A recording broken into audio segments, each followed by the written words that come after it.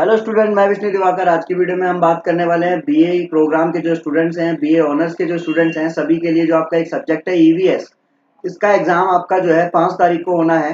तो 5 तारीख के एग्जाम के अंदर कुछ मैं आपको बता दूं पहले से कि शॉर्ट नोट्स कुछ आते हैं। ठीक है, वो शॉर्ट नोट्स कहाँ से लिखे जाते हैं वो मैं आपको बता देता हूँ। यहाँ पर मैं आपको 3 ऐसे शॉर्ट नोट्स बताऊंगा जो आपके पेपर में आपको देखने को जरूर मिलेंगे यूनिट नंबर 6 से। तो चलिए वीडियो को स्टार्ट करते हैं। वैश्विक पर्यावरणीय मुद्दे। देखो, वैश्विक स्तर पर वर्तमान में सबसे बड़ी समस्या जो है पर्यावरण से जुड़ी हुई है और इसके संतुलन और संरक्षण के संदर्भ में संपूर्ण विश्व चिंतित है।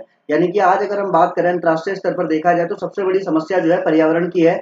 इसी वजह से इस बार जो है आपको ये ईवीएस सब्जेक्ट जो है आपको इसमें अलग से ऐड किया गया है। चाहे वो आप किसी भी प्रोग्राम से हो, किसी भी ऑनर से हो, आपको ईवीएस पढ़नी ही पड़ेगी क्योंकि ये एक सबसे बड़ा चिंतित विषय हो चुका है विश्व के लिए। अब मनुष्य द्वारा प्रकृति के साथ में किए गए दोहन का परिणाम है कि मरुस्थलीकरण, जलवायु परिवर्तन और वैश्विक तापवृद्धि और अम्लीय वर्षा, ओजोन क्षरण और ग्लेशियरों का पिघलना, ये सब इसके अंदर कराते हैं। ये सभी समस्याएं वैश्विक पटल पर मानवीय अस्तित्व के लिए संकट रूपी विद्यमान है। कहना मतलब यहाँ पर ये है कि अगर आज हम देखें तो ये सारी चीजें ऐसी है जिसकी वजह से अंतर्राष्ट्रीय स्तर पर क्या होने वाला है कि आज मानव अस्तित्व जो है वो बिल्कुल खतरे में है। क्योंकि आज होता क्या चला जा रहा है कि मनुष्य क्या कर रहा है, प्रकृति के साथ में ना वो इतना दोहन प्रकृति का कर चुका है कि उसका इतना दोहन कर चुका है कि अब अपने लिए ही बहुत सारी जो है गलत चीजों का जो गलत चीजों के लिए जो है वो तैयार रहे, क्योंकि उसके साथ में बहुत बुरा होने वाला है अगर वो इन सब चीजों को अभी नहीं रोकता है। तो सबसे पहले यहाँ पर हम देखते हैं जो आपका पहला पॉइंट आएगा वो आएगा आपका जलवायु परिवर्तन। तो जलवायु परिवर्तन क्या है देख लीजिए जल्दी से फटाफट से। किसी भी स्थान की एक लंबी अवधि की, अगर कोई भी एक जगह है उसकी एक लंबी अवधि की जो मौसमी घटनाएं हैं, ठीक है, और तापमान, आर्द्रता इत्यादि का जो औसतन उस स्थान की जलवायु कहलाता है वो। किसी भी एक लंबी अवधि की जो मौसम की जो घटनाएं हैं, जैसे तापमान बढ़ रहा है, सूखा पड़ रहा है, ठीक है, ये सब चीजें जो हो रहा है इसको हम जलवायु कहते हैं। अब भारत की जलवायु में व्यापक क्षेत्रीय विविधता है। विविधता का मतलब होता है अलग अलग, ठीक है, ये मौजूद है, विद्यमान मतलब मौजूद है। किंतु 20वीं शताब्दी में क्षेत्रीय जलवायु परिवर्तन तीव्र हुए। अब क्षेत्रीय स्तर पर जलवायु बदलने लगी। कैसे? इसके प्रमुख कारण क्या थे? औद्योगिकरण, ठीक है, और प्राकृतिक संसाधनों का असीमित दोहन। असीमित का मतलब अनलिमिटेड और दोहन का मतलब होता है यूज करना, यानी कि उसका इस्तेमाल करना, जिसके परिणाम स्वरूप वायुमंडलीय संगठनों की मौलिक संरचनाओं में परिवर्तन होने लगे। और इसका प्रभाव किस पे पड़ा? पृथ्वी के जैविक तत्वों पर, जैसे कि मानव पर, वनस्पति पर और पशुओं पर, ठीक है।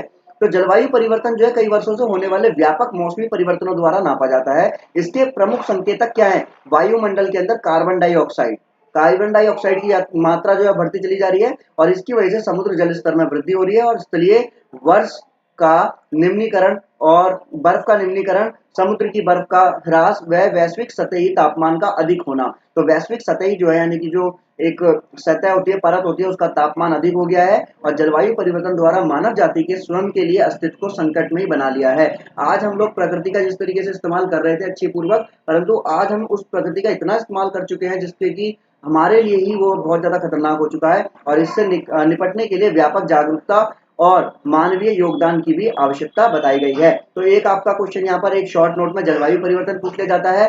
दूसरा अगर हम देखें तो यहाँ पर है वैश्विक तापवृद्धि। अब वैश्विक तापवृद्धि मेरे हिसाब से तो आप लोगों को सबको अच्छी तरीके से समझ में आ गया होगा कि वैश्विक तापवृद्धि होती क्या है, जिसको हम इंग्लिश में क्या बोलते हैं? ग्लोबल वार्मिंग बोलते हैं ना, ग्लोबल वार्मिंग। अब पृथ्वी का जो वायुमंडल कई गैसों का मिश्रण है जिसमें 1% से ज्यादा जो है ग्रीन हाउस गैसेस का है इसके अंदर जो भाग है, और पृथ्वी के तापमान को नियंत्रित करने में 1% गैसों का विशेष योगदान रहता है। ये गैस सूर्य से आने वाली जो पराबैंगनी किरणें हैं, पराबैंगनी यानी कि अल्ट्रावायलेट रे जो होती है, ये इनको रोकती है और जिसके परिणाम स्वरूप निचले वायुमंडल में अधिक ऊष्मा एकत्रित नहीं होने लगी। मतलब हुआ क्या? वो उसको रोकती है तो नीचे जो ताप था ना, हीट जो था, वो हीट ज्यादा बहुत ज्यादा हो गया है। अब बीते कुछ वर्षों में मानवीय गतिविधियों ने क्या करा, आज हम लोग क्या कर रहे हैं, गर्मी पड़ी भाई, एसी, फ्रिज, ये जितनी भी चीजें हम लोग यूज कर रहे हैं, इससे निकलने वाली जितनी भी गैसेज हैं यानी कि ग्रीन हाउस गैसेज, इससे क्या हो रहा है, तापमान और बढ़ता चला जा रहा है। और तापमान इतना बढ़ गया है कि कुछ वर्षों में मानवीय गतिविधियों ने जलवायु व पर्यावरण व जलवायु को इतना अधिक संक्रमित कर दिया यानी कि दूषित कर दिया है कि इसके गंभीर प्रभाव देखने को मिले हैं। और भयावह स्थिति यह है कि कार्बन डाइऑक्साइड के उत्सर्जन के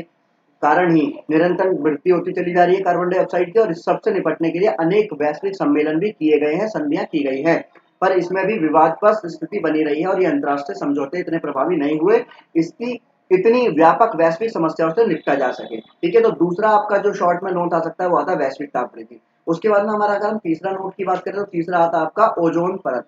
ओजोन परत से आप क्या समझते हैं? तो ओजोन परत यानी कि ओजोन क्षरण जो है वो क्या है, इसको हम देख लेते हैं। यहाँ पर सबसे पहले हम बात करते हैं कि भाई ओजोन जो है, ओजोन वायुमंडल में बनने वाली गैसों की एक परत है, एक लेयर है, और जो कि भूस्थल पर प्रदूषक मानी जाती है। ये क्या है? ये गंदी है यानी कि प्रदूषक है और किंतु वायुमंडल में जैविक तत्वों के लिए अनिवार्य है, क्योंकि ये धरती को सूर्य की तरफ से जो आने वाली जो पराबैंगनी किरणें होती हैं, अल्ट्रावायलेट रे होती है, उसको सुरक्षित रखने में मदद करती है और वायुमंडल में ही इन घातक अल्ट्रावायलेट किरणों को सोख कर इन्हें सतह पर आने से रोकती है। किंतु तकनीक विकास और औद्योगिक विकास की वजह से ये बहुत तेजी से आक्रमण कर चुकी है और परत जो है बिल्कुल ही खत्म होने के कगार पर है, यानी कि उसमें एक बाल भर का भी छेद हो चुका है, जिससे क्या हो रहा है कि जो सीधे जो रे है, अल्ट्रावायलेट रे है, वो डायरेक्टली वो जो है पृथ्वी पर आ रही है और उसके बाद में यहाँ पर जो मनुष्य हैं तो उनकी त्वचा का कैंसर और अनेकों बीमारी होने के भी कारण हो सकते हैं। तो अब चलिए हम आगे देखते हैं थोड़ा सा।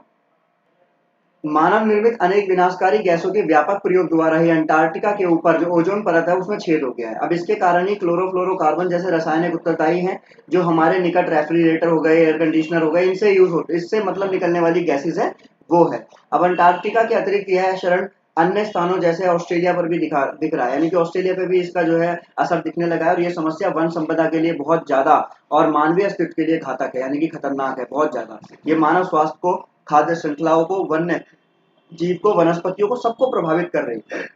अब उसके आगे की अगर हम बात करें तो 1970 और 1980 के दशक में वैश्विक पटल पर यह समस्या चिंता का विषय बनी हुई है और परिणाम रूप ये बताया गया कि 1987 में कनाडा के मॉन्ट्रियल शहर में एक प्रोटोकॉल बना जिसमें कि CFC यानी कि क्लाइमेट चेंज को लेकर जो है एक उपभोग नियंत्रण करने की सहमति बनी और फिर इसमें CFS के उत्पादन को नियंत्रित करने के लिए क्लोरोफ्लोरोकार्बन जो है इसको नियंत्रित करने के लिए यहाँ पर जो है एक स्थान दिया गया, रासायनिक हाइड्रोक्लोरोफ्लोरोकार्बन, ठीक है, इसने ले लिया और ये भी पर्यावरण के लिए एक अत्यंत हानिकारक माना जाता है। तो ये आपका इसका एक और जो मैंने आपको बताया शॉर्ट नोट, उसके बाद में एक शॉर्ट नोट और आपका आता है इसमें से, वो कौन सा है? अम्लीय वर्षा। अब जो एसिड रेन है यानी कि अम्लीय वर्षा आपने पहले पढ़ी होगी, तो आज चलिए जानते हैं जरा अम्लीय वर्षा के बारे में और उसके बाद में हम क्या करेंगे, उसके बाद में हम लोग यहाँ पर जो है इसके नेक्स्ट उस पर वापस चलेंगे। तो अम्लीय वर्षा क्या होती है? औद्योगिकरण की प्रक्रिया को जो तीव्र करने के लिए व्यापक स्तर पर जीवाश्म ईंधनों की खपत की जाती है, जिसके कारण वायुमंडल में क्या होता है, नमी में कार्बन डाइऑक्साइड, सल्फर, नाइट्रोजन की मात्रा बढ़ जाती है और उसके बाद ही अम्लीय वर्षा जैसी एक अन्य पर्यावरण समस्या पैदा हो जाती है। जब ये अम्लीय वर्षा जल पृथ्वी की सतह पर पहुंचता है तो पर्यावरण को बहुत ज्यादा नुकसान पहुंचता है और वैश्विक स्तर पर अम्लीय वर्षा के बहुत सारे प्रमाण हैं, जैसे कि जर्मनी, यूनाइटेड किंगडम की अगर हम बात करें तो वहां पर जो फैक्ट्रियों द्वारा उत्सर्जित रसायन है उसके कारण स्वीडन और नॉर्वे में अम्लीय वर्षा होना, ठीक है, और न्यू जर्सी की 90% से अधिक धाराएं अम्लीय वर्षा के प्रकोप के कारण संक्रमित हो गई है। आपने देखा होगा जैसे हमारे भारत के अंदर जो है आगरा में वो है ताजमहल है, ताजमहल की जो संगमरमर का जो पत्थर है वो हल्का हल्का सा येलोइश होने लगा है, येलोइश होने लगा है। वो क्यों होने लगा है? क्योंकि जो अम्लीय वर्षा यानी कि एसिड रेन है उसकी वजह से उसका रंग जो है थोड़ा सा चेंज हो गया है, ठीक है। तो ये आपका क्या है? एसिड रेन यानी कि अम्लीय वर्षा। उसके बाद अगर हम बात करें तो नेक्स्ट आपका इसके अंदर क्या आएगा, ये हमारे जो सारे के सारे वो शॉर्ट नोट्स हो गए जो मैं आपको बताने वाला था कि आपको जो है एग्जाम के अंदर देखने को मिलेंगे शॉर्ट नोट्स, ठीक है। तो आगे की जानकारी के लिए बने रहिए हमारे साथ, जब तक के लिए bye bye, thanks for watching.